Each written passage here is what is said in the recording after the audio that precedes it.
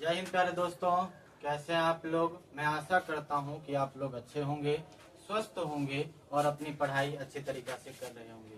तो मैं अंकित कुमार आप सभी का स्वागत करता हूं आपके अपने YouTube चैनल स्टडी विद अंकित में।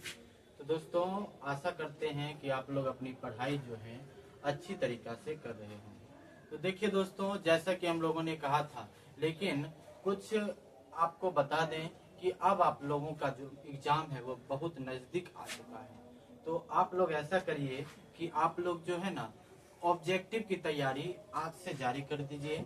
और ऑब्जेक्टिव पढ़ना भी आपके लिए, काहे कि आपको अगर पूछता है तो 100 नंबर में से 50 नंबर आपको बनाना होता है।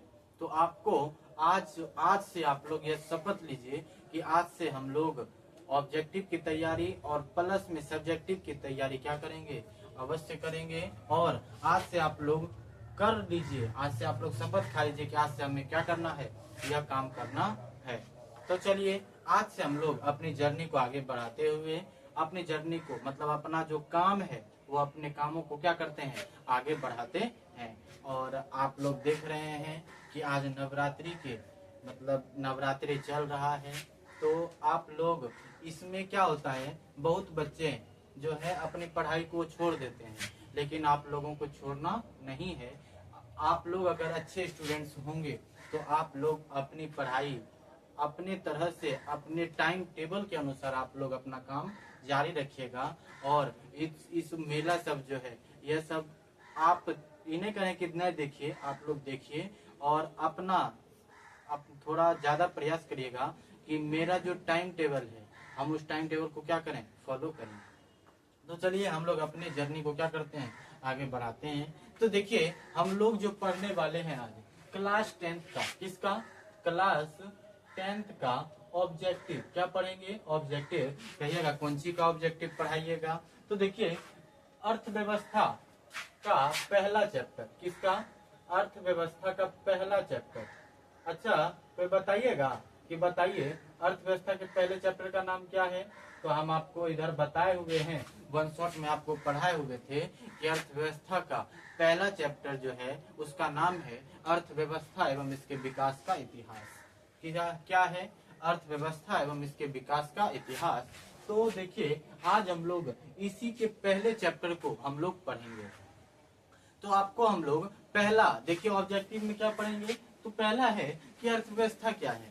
तो आपको हम बता दिए थे वन शॉट लेक्चर में कि जितना भी मतलब संपूर्ण आर्थिक मतलब जितना भी काम करते हैं हम लोग, संपूर्ण आर्थिक क्रियाओं के योग को हम लोग क्या कहते हैं, अर्थव्यवस्था कहते हैं। आ जाइए, पहला प्रश्न आपसे है कि बताइए अर्थव्यवस्था के कितने प्रकार होते हैं। अर्थव्यवस्था के कितने प्रकार होते हैं। आपको हम बताए थे कि अर्थव्यवस्था के प्रकार 3 गो होते हैं। अर्थव्यवस्था के प्रकार क्या होते हैं, 3 गो होते हैं। कहिएगा 3 गो कौन कौन सा है। तो आपको बताए थे, पहला पूंजीवादी अर्थव्यवस्था, दूसरा समाजवादी अर्थव्यवस्था और तीसरा मिश्रित अर्थव्यवस्था। अर्थव्यवस्था के कितने प्रकार होते हैं, 3 प्रकार होते हैं। कौन कौन, पहला पूंजीवादी अर्थव्यवस्था, दूसरा समाजवादी अर्थव्यवस्था और तीसरा है जिसको कहते हैं मिश्रित अर्थव्यवस्था। पहला बात क्लियर हो गया, अर्थव्यवस्था के कितने प्रकार, 3 प्रकार। दूसरा प्रश्न पर देखिएगा, दूसरा है कि वृद्धि शब्द का प्रयोग किया जाता है। तो आंसर बोलिएगा विकसित देशों के लिए। अब कहिएगा कि विकसित देश क्या होता है। हम आपको 2 गो देश पढ़ाए थे, एगो विकसित देश और एगो विकासशील देश। अब विकसित देश क्या होता है, मतलब जो विकास मतलब वैसा देश जो पूर्ण रूप से विकास कर चुका है वह देश जो है विकसित देश कहलाएगा, और जो विकास कर रहा है वह देश विकासशील देश कहलाएगा। बात क्लियर हुआ। अब देखिए आपसे वही प्रश्न है कि वृद्धि शब्द का प्रयोग किया जाता है। तो कहिएगा विकसित देशों के लिए।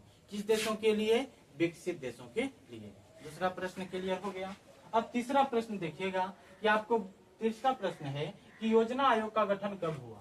आपको बताए थे जब वन शॉट लेक्चर आपको पढ़ाए थे तो उसमें बताए थे कि योजना आयोग का गठन जो है वह 15 मार्च 1950 ईस्वी को हुआ था। योजना आयोग का गठन कब हुआ, 15 मार्च 1950 ईस्वी को। तीसरा प्रश्न क्लियर हो गया। और आपसे पूछेगा कि योजना आयोग के पदेन अध्यक्ष कौन होते हैं, कहेगा प्रधानमंत्री। कौन होते हैं, प्रधानमंत्री होते हैं। और योजना आयोग का गठन कब हुआ, तो 15 मार्च 1950 को। बात क्लियर हो गया। तीसरा, चौथा प्रश्न देखिएगा कि भारत में पहली मानव विकास रिपोर्ट किसने तैयार किया था? तो कहिएगा योजना आयोग ने। किसने तैयार किया था? योजना आयोग ने। तो योजना आयोग ने ही मानव विकास रिपोर्ट जो था वह तैयार किया था। किस आयोग के द्वारा तैयार किया गया था? योजना आयोग के द्वारा। किसके द्वारा? योजना आयोग के द्वारा। और इसमें एक व्यक्ति थे महबूब उल हक के निर्देशन में यह तैयार करवाया गया था। किसके निर्देशन में? महबूब उल हक के निर्देशन में यह मानव विकास रिपोर्ट जो है यह तैयार करवाया गया था। और आयोग पूछेगा तो योजना आयोग के द्वारा यह तैयार किया गया। बात क्लियर हो गया। अब आ जाइए पांचवा प्रश्न। पांचवा है कि गैस उत्पादन जो है वह अर्थव्यवस्था के किस क्षेत्र में आता है? गैस उत्पादन जो है वह अर्थव्यवस्था के किस क्षेत्र में आता है? तो आपको बताए थे ये जो गैस उत्पादन है, जितना भी निर्माण करने वाला चीज है उसको हम लोग किस क्षेत्र में रखते हैं? द्वितीयक क्षेत्र में। और द्वितीयक क्षेत्र को हम लोग औद्योगिक क्षेत्र भी कहते हैं। द्वितीयक क्षेत्र को ही हम लोग औद्योगिक क्षेत्र भी कहते हैं। और औद्योगिक क्षेत्र से संबंधित जितना भी क्षेत्र आ जाएगा उसे हम लोग द्वितीयक क्षेत्र या औद्योगिक क्षेत्र कहेंगे। क्या कहेंगे? द्वितीयक क्षेत्र या औद्योगिक क्षेत्र कहेंगे। तो आपसे पूछेगा कि बताइए ये जो गैस है उत्पादन के गैस उत्पादन अर्थव्यवस्था के किस क्षेत्र के अंतर्गत आता है? तो कहिएगा द्वितीयक क्षेत्र के अंतर्गत आता है। और कहीं कहीं औद्योगिक क्षेत्र लिखा रहेगा तो उस समय घबराइएगा नहीं। अब देखिए आप लोग अब बताइएगा कि आप लोग पांच में से कितना प्रश्न आप लोग सही किए, आप लोग बताइएगा। ठीक है। अगला देखिए, अगला आता है कि कितने आर्थिक क्षेत्र अब विकसित हैं। अभी आपसे पूछेगा कि बताइए कितने आर्थिक क्षेत्र विकसित हैं? तो कहिएगा 7। कितने आर्थिक क्षेत्र विकसित हैं? 7 आर्थिक क्षेत्र क्या है? विकसित है। छठा प्रश्न क्लियर हो गया। आ जाइए सातवां प्रश्न। सातवां प्रश्न क्या होता है? देखिए सातवां प्रश्न कह रहा है कि वैसा विकास जिसमें या वैसी प्रक्रिया जिसमें समाज के सभी वर्गों के लोगों का विकास हो क्या कहलाता है? तो आपको बताए थे कि वैसा विकास या वैसी प्रक्रिया जिसमें समाज के सभी वर्गों के लोगों का विकास हो तो उसे हम लोग समावेशी विकास कहते थे। क्या कहते थे? जिसमें समाज में जितने भी लोग हैं सभी का विकास हो उसे ही हम लोग क्या कहते हैं? समावेशी विकास। क्या कहते हैं? समावेशी विकास। इसी में आपको और एक बताए थे प्रति व्यक्ति आय। प्रति व्यक्ति आय क्या होता है? देखिए प्रति व्यक्ति आय के बारे में बताए थे कि राष्ट्रीय आय, और इसका फॉर्मूला से ही आप लोग याद रख सकते थे। बता दिए हम कि ऊपर में रखिए राष्ट्रीय आय और बटे में नीचे लिखिएगा देश की कुल जनसंख्या। तो परिभाषा कहिएगा कैसे बनाएंगे? तो कहिएगा कि राष्ट्रीय आय को देश की कुल जनसंख्या में भाग देने पर जो भागफल हमें प्राप्त होता है वही प्रति व्यक्ति आय कहलाता है। क्या कहलाता है? प्रति व्यक्ति आय कहलाता है। सातवां प्रश्न क्या हो गया? क्लियर। आठवां प्रश्न है कि बताइए शिक्षक जो है वह अर्थव्यवस्था के किस क्षेत्र के अंतर्गत आता है? शिक्षक जो है वह अर्थव्यवस्था के किस क्षेत्र के अंतर्गत आता है? तो कहिएगा तृतीयक क्षेत्र के अंतर्गत आता है। अब देखिए तृतीयक मतलब जितना भी सेवा वाला काम है, मतलब जितना भी सेवा वाला काम है उसे हम लोग तृतीयक क्षेत्र के अंतर्गत रखते हैं। और तृतीयक क्षेत्र को ही हम लोग सेवा क्षेत्र कहते हैं। क्या कहते हैं? सेवा क्षेत्र कहते हैं। बात क्लियर हो गया। अब देखिए आपसे पूछेगा कि तृतीयक क्षेत्र में और कौन कौन से चीज आते हैं? जैसे में बैंक हो गया। बैंक जो है हमें सेवा प्रदान करता है, तो बैंक भी हमारा कौन क्षेत्र हो जाएगा? तृतीयक क्षेत्र। कौन क्षेत्र? तृतीयक क्षेत्र। अगर आपको पूछेगा कि बताइए परिवहन अर्थव्यवस्था के किस क्षेत्र के अंतर्गत आता है? तो परिवहन जो है वह अर्थव्यवस्था के तृतीयक क्षेत्र के अंतर्गत आता है। समझ गए? अगला देखिए, अगला है कि बताइए नीति आयोग का गठन कब हुआ। अगला प्रश्न है कि नीति आयोग का गठन कब हुआ। देखिए आपसे प्रश्न पूछ लिया कि बताइए नीति आयोग का गठन कब हुआ। तो 1 जनवरी 2015 को नीति आयोग का क्या हुआ? गठन हुआ 1 जनवरी 2015। अगला है कि एटीएम कैसे काम करता है। एटीएम कैसे काम करता है? तो आंसर में लिखिएगा संकेत के माध्यम से। एटीएम कैसे काम करता है? तो कहिएगा संकेत के माध्यम से। अब एटीएम आया है, एटीएम के बारे में थोड़ा मैं कह दें। एटीएम का आपको अगर कोई फुल फॉर्म पूछेगा तो कहिएगा ऑटोमेटिक टेलर मशीन इसका फुल फॉर्म होता है। अगर हिंदी में पूछा तो कहिएगा इसको हिंदी में स्वचालित टेलर मशीन भी कहते हैं। स्वचालित टेलर मशीन भी इसे कहते हैं। बात क्लियर हो गया। और एटीएम जो है एक प्लास्टिक मुद्रा का एक रूप है। किसका है? प्लास्टिक मुद्रा का एक रूप है। कौन? एटीएम। और एटीएम में आप लोग किसी भी समय जा करके आप पैसा क्या कर सकते हैं? निकाल सकते हैं। बात क्लियर हो गया। 10 में आप लोग कमेंट बॉक्स में बताइएगा कि अभी तक में आप लोगों ने 10 में से कितना सही किया, कितना सही किया आप लोग बताइएगा जरूर। आ जाइए अब 11वां प्रश्न देखते हैं कि बताइए खनन किस क्षेत्र के अंतर्गत, मतलब खनन जो है वह अर्थव्यवस्था के किस क्षेत्र के अंतर्गत आता है? जितना भी मतलब आपको बताए थे कि प्राथमिक क्षेत्र को ही हम लोग कृषि क्षेत्र कहते हैं। मतलब कृषि क्षेत्र के अंतर्गत जितना भी संबंधित जितना भी क्षेत्र आ जाएगा उसे हम लोग कौन क्षेत्र कहेंगे? कृषि क्षेत्र या प्राथमिक क्षेत्र कहेंगे। और खनन जो है पूछेंगे कि अर्थव्यवस्था के किस क्षेत्र के अंतर्गत आता है, तो कहिएगा जो है अर्थव्यवस्था के किस क्षेत्र के अंतर्गत आता है, तो कहिएगा कृषि क्षेत्र के अंतर्गत, या कहीं कहीं प्राथमिक क्षेत्र रहेगा तो घबराइएगा नहीं। एक के बाद आ जाइए 12वां नंबर प्रश्न पूछेगा कि बताइए 11वीं पंचवर्षीय योजना कब लागू हुआ? तो आपको पंचवर्ष मतलब क्या होता है? 5 वर्ष। पंचवर्ष मतलब 5 वर्ष। जैसे हम लोग हिंदी व्याकरण पढ़ते हैं ना, पंचमाक्षर, पंचमाक्षर का अर्थ क्या होता है? 5वां अक्षर। क्या होता है? 5वां अक्षर। तो उसी तरह पंचवर्ष मतलब होता है 5 वर्ष। क्या होता है? 5 वर्ष। तो देखिए 11वीं पंचवर्षीय योजना कब लागू हुआ? तो 2007 में शुरू हुआ, 12 में क्या हो गया? खत्म। उसी में आपको बताए थे कि पहली पंचवर्षीय योजना कब लागू हुआ था? 1951 में शुरू, फिर 56 में क्या हो गया? खत्म। दूसरी पंचवर्षीय योजना 1956 में फिर शुरू हुआ, 1961 में क्या हो गया? खत्म। इतना के बाद 12 नंबर प्रश्न क्या हो गया? क्लियर हो गया। अगला देखिए 13वां नंबर प्रश्न है कि झारखंड और बिहार का विभाजन कब हुआ? झारखंड और बिहार का विभाजन कब हुआ? तो कहिएगा 15 नवंबर 2000 ईस्वी को झारखंड मतलब बिहार से झारखंड क्या हो गया? अलग हो गया। क्या हो गया? अलग हो गया। कब? 15 नवंबर 2000 ईस्वी को। बात क्लियर हो गया। 14वां नंबर प्रश्न पूछेगा कि बताइए राष्ट्र विकास परिषद के प्रधान अध्यक्ष होते हैं, कहिएगा सभी राज्यों के मुख्यमंत्री।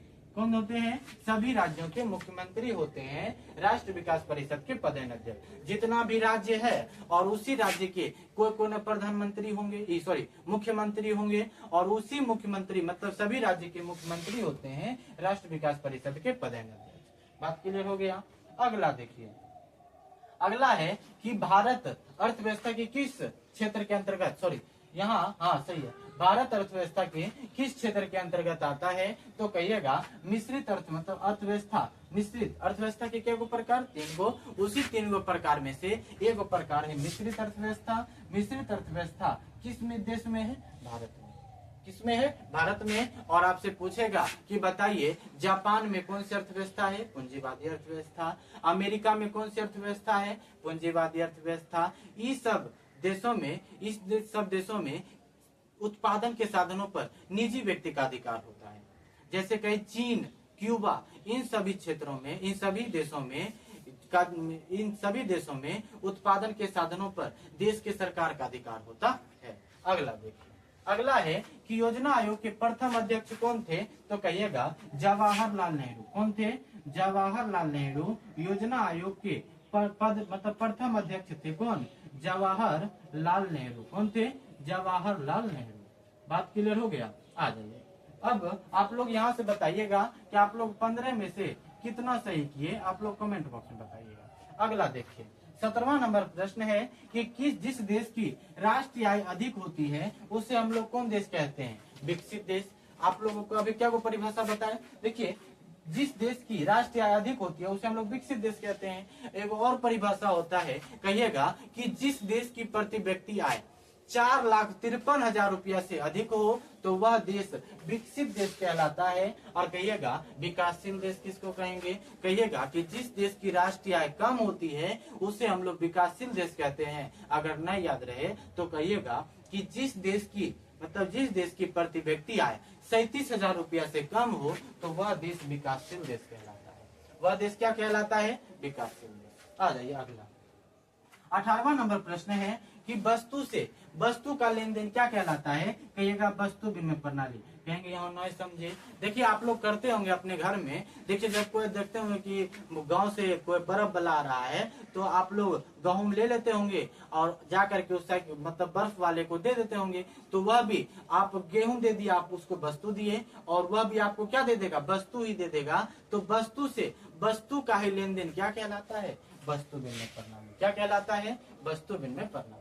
अगला आ जाइए 19वां नंबर प्रश्न है कि वस्तु से मुद्रा का आदान प्रदान कर क्या कहलाता है, वस्तु से मुद्रा का आदान प्रदान क्या कहलाता है, मौद्रिक विनिमय प्रणाली। क्या कहलाता है, मौद्रिक विनिमय प्रणाली। या अभी हम लोग करते हैं, कोनो सामान लिए उसके बदले में उसको क्या देंगे, पैसा देंगे, तो वही प्रणाली मौद्रिक विनिमय प्रणाली कहलाता है।